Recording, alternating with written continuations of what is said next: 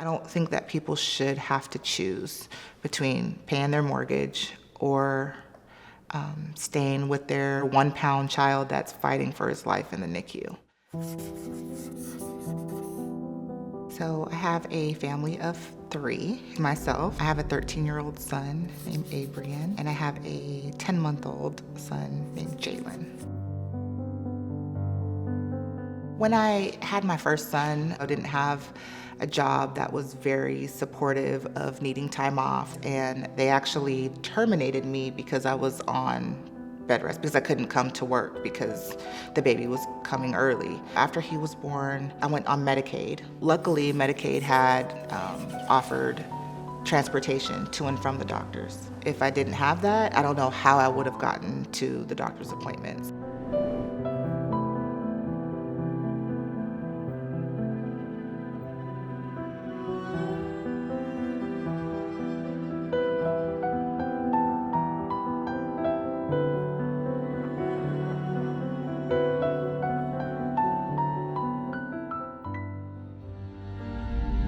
So Jalen was born at 22 weeks and 1 day. I think as of today, he's the youngest baby that they've ever saved. He was born at 5:34 in the morning the day after Christmas. He stayed in the NICU for about 5 months. He came home May 17th. It was rough. It was 142 days. I'm a single mom, so I couldn't take off an extended period of time when the baby was born. My job doesn't have maternity leave, right? You just take short-term disability. It ended up being like 40% of my pay, which was not covering the bills that I have. I actually went back to work when he was 4 weeks old.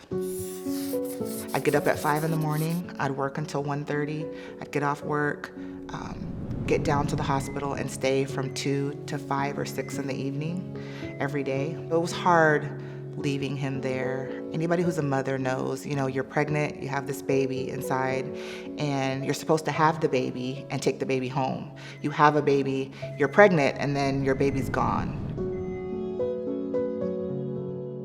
I have insurance through my employer, but the deductibles are high, so I have thousands of dollars in bills that I'm still working on to this day.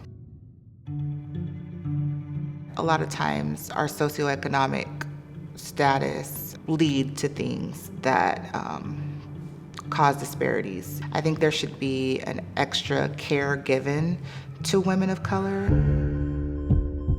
I remember going to the doctor and kind of telling them at one point, like, oh, my back hurts, it doesn't, I don't feel very well. I was anxious about my cervix opening up prematurely, and so I remember asking, can you just take a look at my cervix? They were just gonna do the anatomy scan. They said, oh, he looks good, and I was like, can you check, please? So they checked, and true enough, I didn't have one, and I needed to go to the hospital immediately, right? He was born 2 weeks later. A lot of times in our cultures, we're taught to be strong and to just work through it. It stops us from really pressing in the medical environment what our needs are. We don't have the confidence all the time to advocate for your own health, and so I think that that's systemic. The statistics show that African American women have babies earlier than anybody. In the healthcare field, they should be aware of that and kind of be proactive in inquiring about certain things. How are you feeling? How are you feeling with this? Letting us know this is not normal. If you feel this, you need to let us know.